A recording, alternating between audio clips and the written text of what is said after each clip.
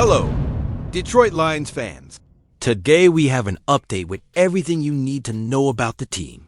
Jared Goff finally broke his silence and opened up about how he felt completely betrayed by the Rams after being traded to the Lions, unexpectedly without warning, explanation, or even prior conversation. Meanwhile, the offensive line, once a benchmark in the NFL, is threatened to become the team's weakest link in 2025 after significant losses and a significant drop in the rankings. And get this, Amon-Ra St. Brown's jersey number is wrong, and it's due to a simple but curious mix-up made by his own girlfriend. On the other hand, Allen McNeil surprised everyone, outperforming veterans and being named the NFC North's top defensive tackle, cementing his place as the star of the Lions' defense.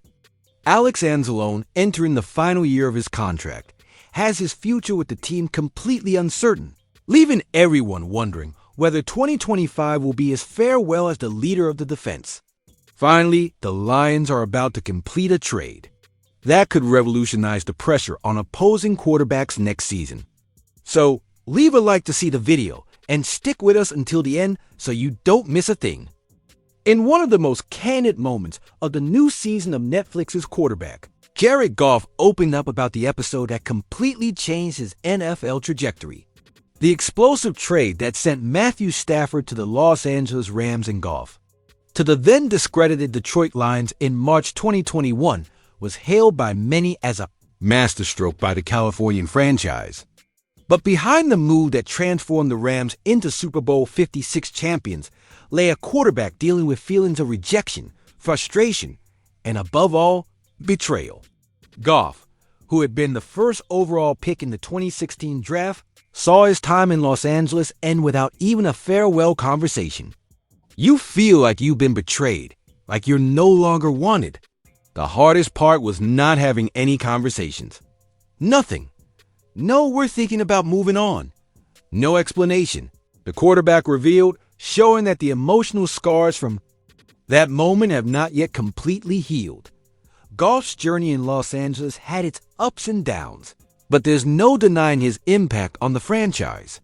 He was the quarterback who led the Rams to Super Bowl 53, even though the outcome was bitter with a 13-3 loss to the New England Patriots.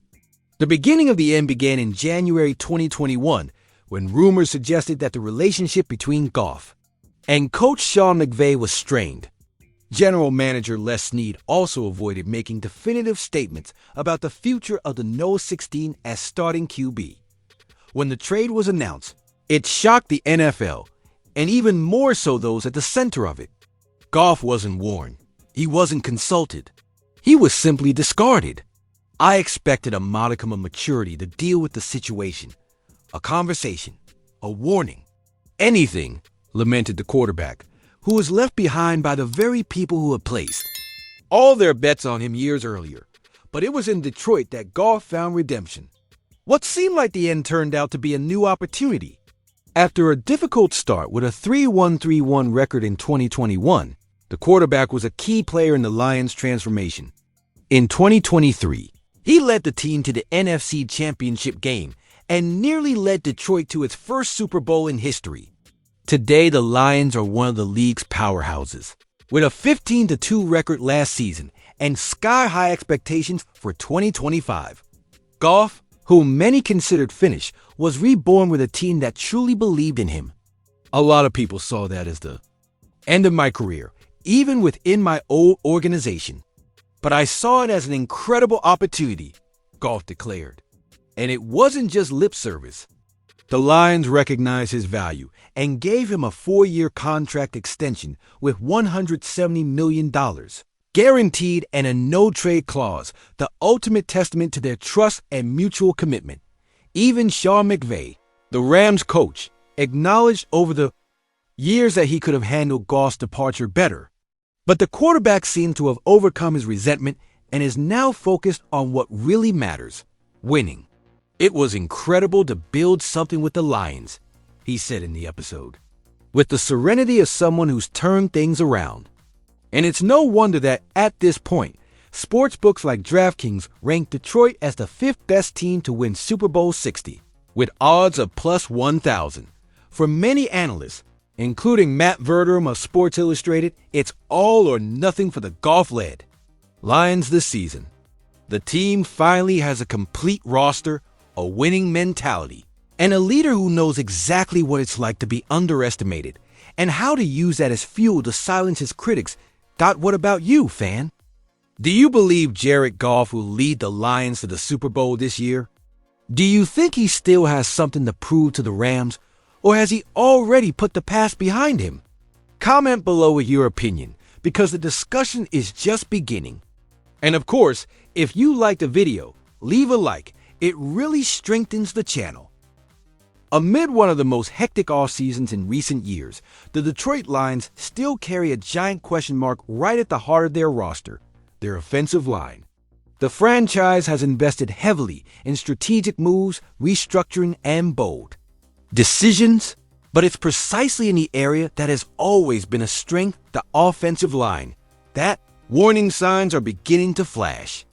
With the retirement of center Frank Ragnow and the departure of Kevin Zeitler in free agency, the interior core of the line has lost key players who were instrumental to the team's offensive success in recent seasons. Despite the imposing presence of Penei Sewell and Taylor Decker on the wings, the center of the line appears fragile, unstable, and to some extent inexperienced. For a team that has experienced great moments recently, thanks to solid protection and physical imposition in the trenches, this decline could jeopardize the entire offensive function. Renowned Pro Football Focus analyst Zoltan Bude made it clear that a drop in performance is no longer a possibility, it's a reality. Ranked 13th in their latest ranking, the Lions' offensive line has plummeted from its usual top 10 ranking in the NFL, now surpassed by nearly all of its direct competitors in the NFC. Teams like the Eagles, Bears, Vikings, and even the Panthers, who are coming off inconsistent seasons, are now ahead of the Lions in this regard. This drop isn't just symbolic, it represents a structural shift in how the unit will be viewed and faced by opponents. Most worrying? The projection that two rookies will start on the inside of the line, including 6th-round pick Christian Mahogany, who still needs to prove he can handle the pressure of facing the league's most aggressive defenses. Youth and inexperience can be fuel for growth or for collapse, if mismanaged. However, not all despair in Detroit. Offensive line coach Hank Fraley has a respectable track record of getting the best out of under-the-radar players. The Lions' recent success on the field is due to this coach, who has transformed average players into key players. And it is with this philosophy that he approaches the 2025 season, with optimism, a hunger for competition, and a desire to test each player to the limit. In his words, the intensified practices and internal rivalry among candidates for starting positions may be precisely what saves this offensive line from decline. Fraley says that for now, everyone is in their underwear, referring to the early stages of training. But when the pads come into play, true natural selection begins, and those who remain will be the Lions ready for battle. To say the Lions are doomed to failure will be rash, but to ignore the accumulating signs will be naive. Detroit's offense will only function fluidly if Jared Goff has time in the pocket, if the blocking opens up avenues for the running game, and if the line can maintain its physical identity. If players like Mahogany and Tate Ratledge can surprise and quickly adapt to the speed and power of the NFL, the landscape could change and change quickly. But until that happens, uncertainty will continue to linger. Now I want to hear from you, fan. Will this new lineup deliver, or are the Lions at risk of collapsing right where they were strongest? Comment below with your opinion. Amon-Ra St. Brown is known for his intensity, his sharp memory, and, of course, for being one of the most explosive wide receivers in the NFL today. But what many Detroit Lions fans may not know is that the number 14 on his jersey is actually the result of a mistake. Yes, that's right, a mistake. A human error in an emotional moment shortly after the 2021 draft, when St. Brown was looking for a way to turn rejection into motivation. At the time, He was the 17th wide receiver selected, a position he never forgot and wanted to use that number as a silent statement to all the teams that overlooked him. However, as his girlfriend, Brooklyn Adams, revealed, the count that would determine this personal symbol was incorrect. She recounted in an episode of the Netflix documentary series Quarterback that he had asked her to count how many receivers were drafted before him. Adams replied, 14, and it was based on that number that St. Brown chose 14 as his official NFL number. But the correct number was actually 16. That is, 2 more picks than he thought. He'll never admit it, but he asked me to count. And I was wrong, Adams confessed during the show.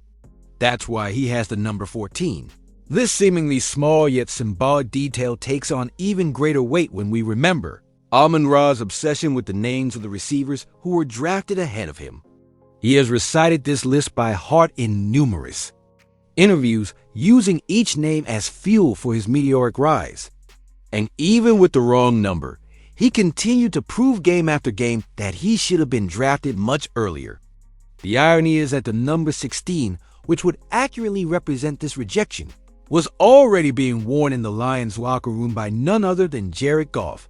Had St. Brown realized the mistake sooner, he might have asked the veteran quarterback for the number, as he jokingly reveals in the series.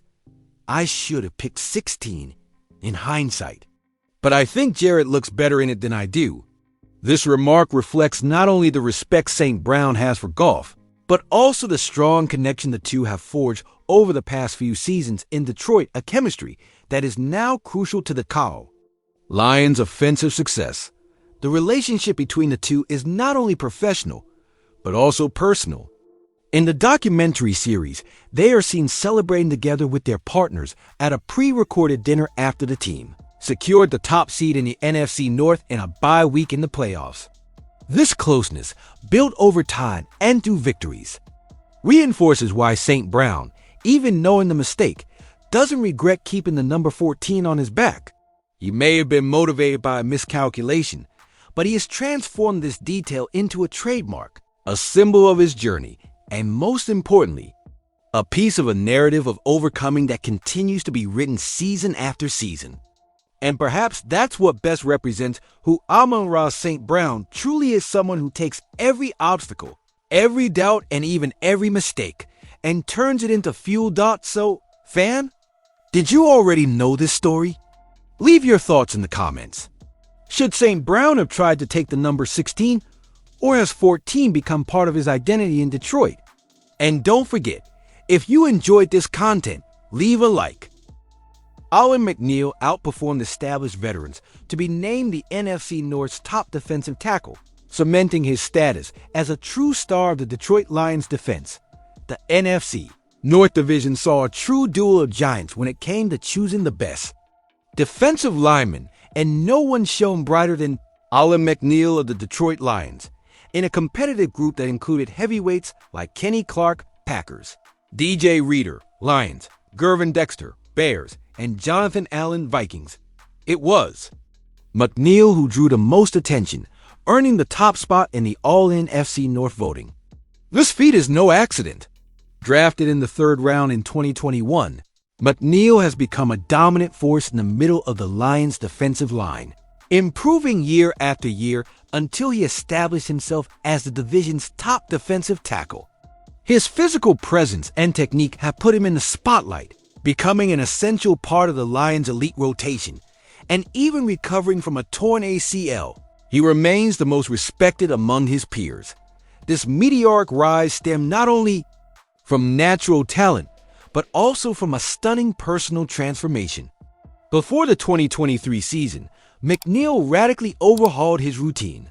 He changed his diet, dedicated himself obsessively to physical conditioning, and significantly increased his durability on the field, a crucial factor for a player at his position. The result?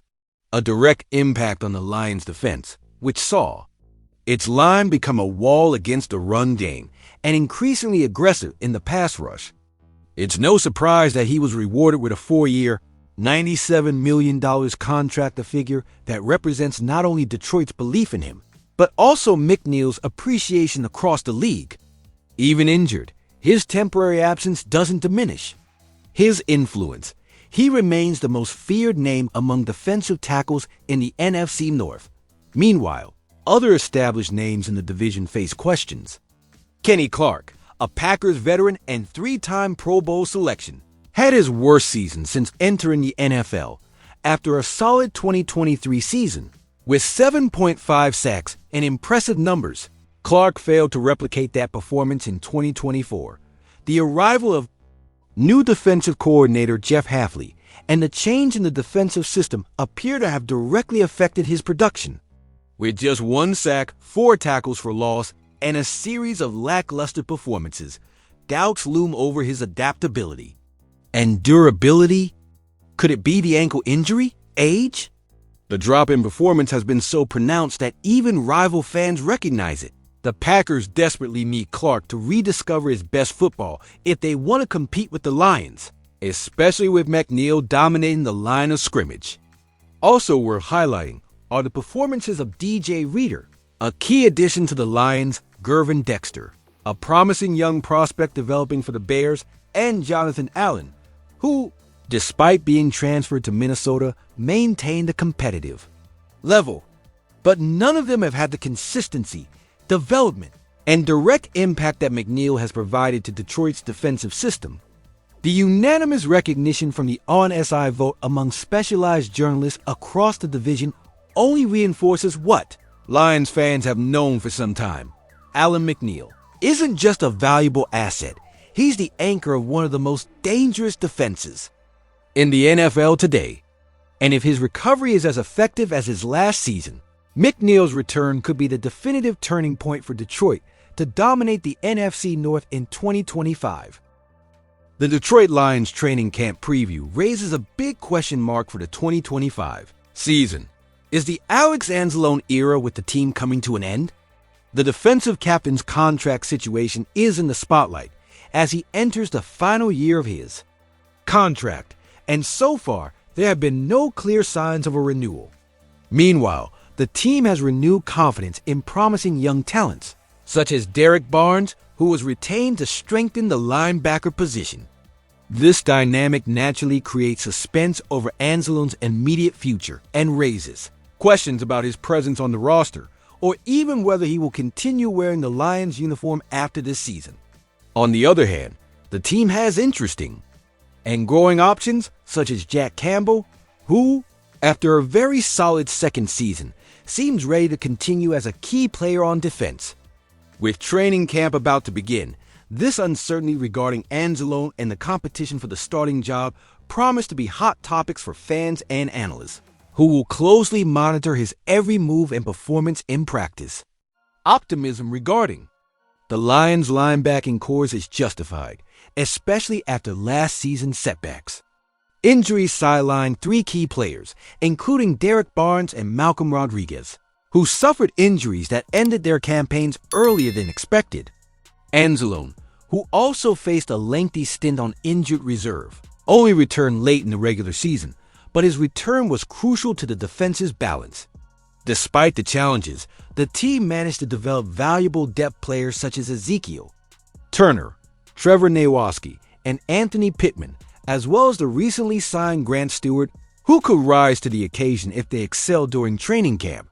Anzalone's injury ultimately opened up space for Jack Campbell to take on greater responsibility as the starting linebacker, and his performance was impressive, with 131 tackles, confirming his value and potential for next season. Barnes returned to training camp, along with Rodriguez's expected return in November, will bring an immediate boost to the defense, especially given Barnes' versatility at Sam linebacker, further strengthening the group at this crucial time of the year. However, it's not all good news for the Lions, as Alex Anzalone's contract situation remains one of the biggest unknowns of the offseason. The veteran has not participated in off-season workouts so far, fueling doubts about his presence at the start of training camp, and the lack of a contract extension puts his future in doubt. Anzalone's impact on Detroit's defense is clear, especially when considering his return in one of last season's decisive games. where he helped hold Minnesota's potent offense to just 9 points. He is not only a standout player on the field, but also a leader who wields significant influence in the locker room, which increases concern surrounding his possible departure.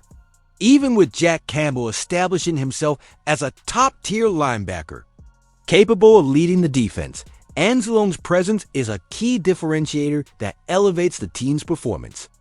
If he remains for the 2025 season, the Lions' starting linebacker trio is expected to consist of Campbell, Barnes, and Anzalone, but the competition for the remaining spots promises to be fierce, with players capable of contributing both defensively and on special teams, keeping the position highly competitive.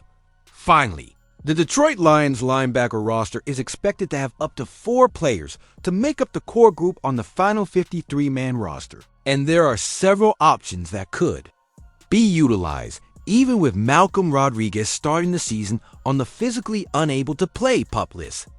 Candidates include Grant Stewart, who is coming off a season where he took on a more prominent role with the Colts, moving beyond being solely a special teams player. Trevor Nowosky, who had solid performances when called upon. Anthony Pittman, and Ezekiel Turner, who also had opportunities to showcase their talent. And Zach Cunningham, who, despite struggling with injuries and consistency, was one of the NFL's leading tacklers in his prime. Another name worth keeping an eye on is Darren Gilbert, who is looking for a place to contribute.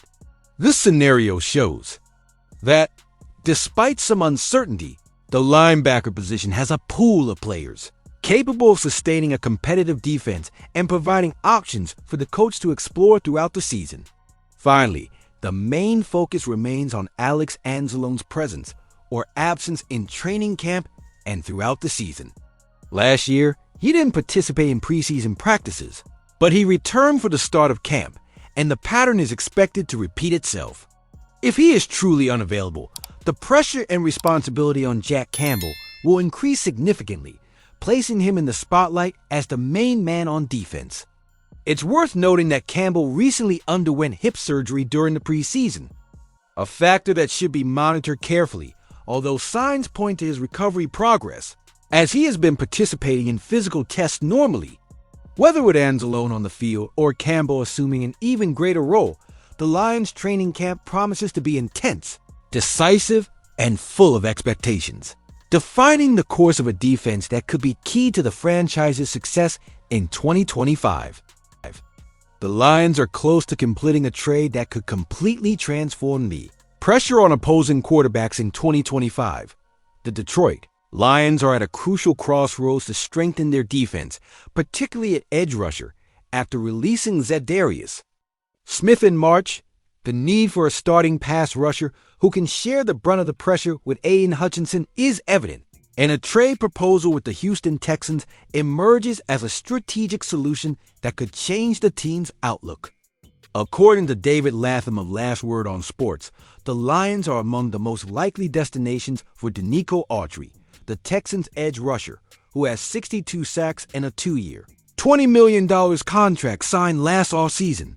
The central idea is that even coming off a difficult 2024 season, Autry has the potential to be a key piece in Detroit's pass rushing rotation, offering more depth and experience to a defense that desperately needs to alleviate the burden of Hutchinson, who is still recovering from a serious leg injury. Autry, despite struggling last season, limited to just 10 games due to a suspension, and with modest numbers of 3 sacks and 11 pressures on the quarterback, has maintained an impressive recent record. In 2023, he had a standout performance with 11.5 sacks and 53 pressures, numbers that place him among the most productive pass rushers in the league that year. This ability to impact the game, combined with his experience, could be exactly what the Lions need to bolster a defensive line that, in addition to being home to Hutchinson, must increase its effectiveness to secure more wins in 2025. The veteran defender, now entering the final year of his contract, is unlikely to have a significant role for the Texans, making the possibility of a trade even more realistic. This would allow Houston to recoup some value in exchange for a veteran player. while Detroit would add a player who could return to his best level. From the Lions' perspective, this trade could be a masterstroke for general manager Brad Holmes. Bringing in a player like Autry, who has shown talent and stamina to play at a high level even after an uneven season, adds more versatility and power to the defense. Furthermore, Autry's presence on the line could provide Hutchinson with much-needed rest, avoiding overload that could hinder his recovery and future performance. For a team looking to solidify its defense and take a decisive step toward the NFL's elite, this rotational addition with starting potential is an opportunity not to be ignored. If the Lions can bring out the best in Autry, we're looking at a partnership that could redefine Detroit's pass rush for years to come, increasing the team's chances of success and development within the league's most competitive division. If this trade goes through, the Lions could finally have the reinforcement they needed to dominate the defensive line and elevate their pass rush to another level. Stay tuned to the channel to not miss any updates on this potential move. And if you enjoyed this content, subscribe, and activate the bell to be the first to know about the Detroit Lions. See you soon.